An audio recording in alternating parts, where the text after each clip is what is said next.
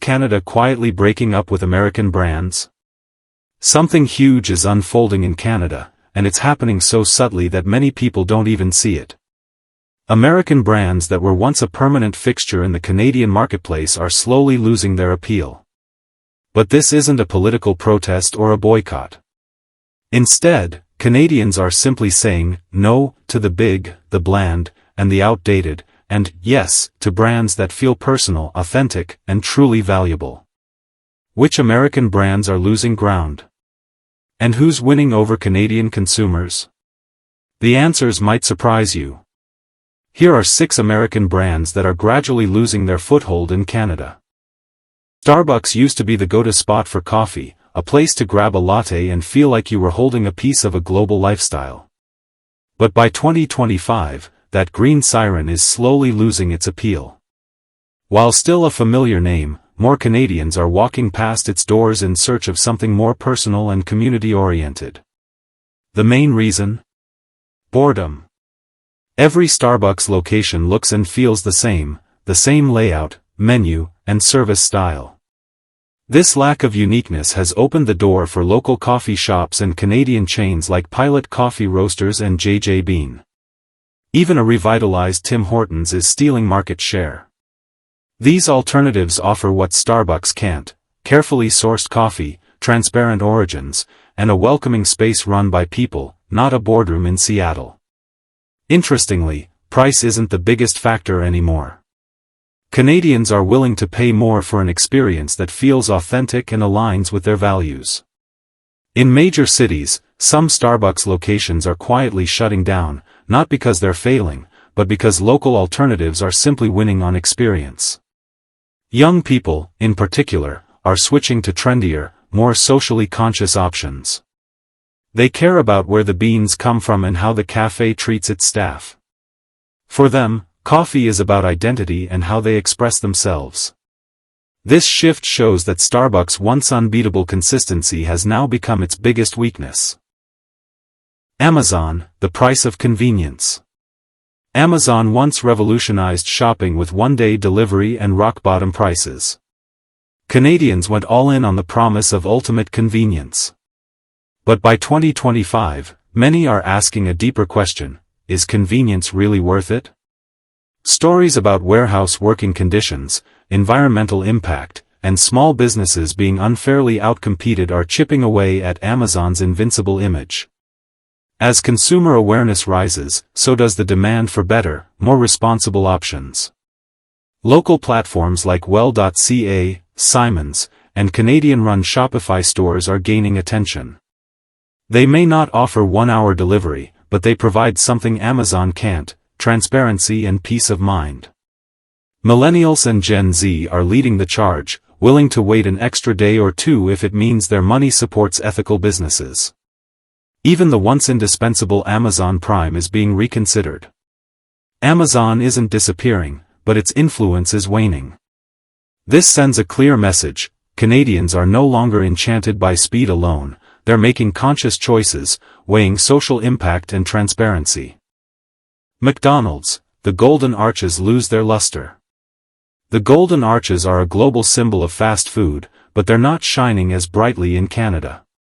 Canadians, especially younger generations, are gradually turning away from Big Macs. Why? Changing tastes, a growing health consciousness, and a desire for food that isn't one-size-fits-all. This is where A&W Canada has been quietly stealing McDonald's lunch. Its menu feels cleaner, with plant-based options, hormone-free beef, and biodegradable packaging. This is fast food Canadians don't feel guilty about, and they've noticed the difference. On top of that, independent burger joints and food trucks are booming, offering personalized service and unique flavors McDonald's can't replicate.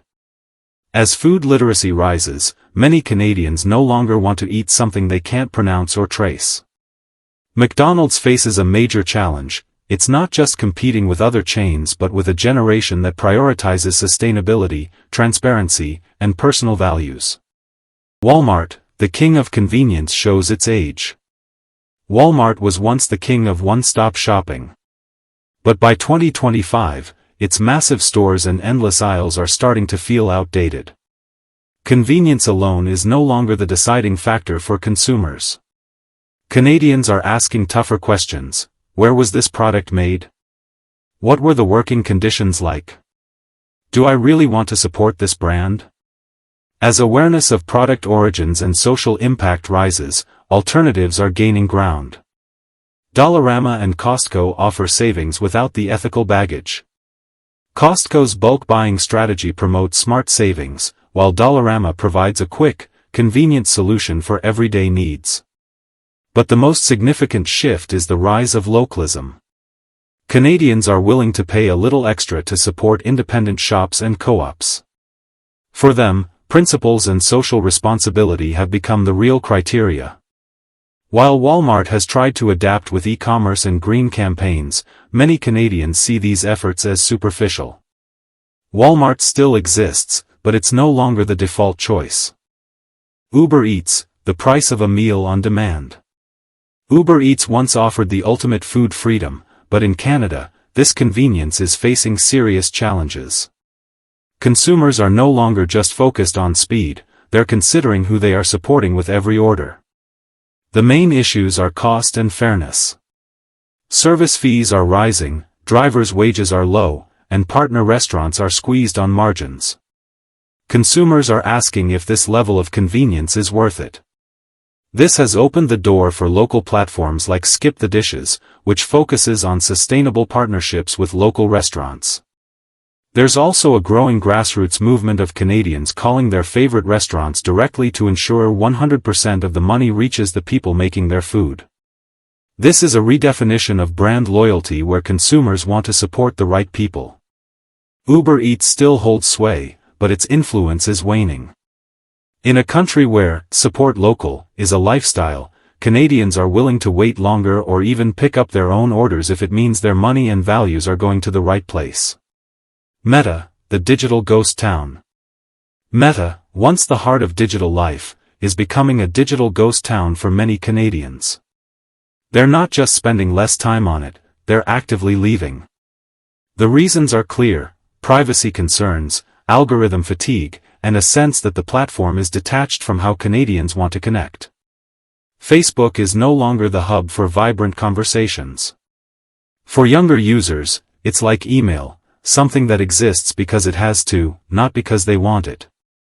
Social interaction has moved to platforms like TikTok, Discord, and even LinkedIn.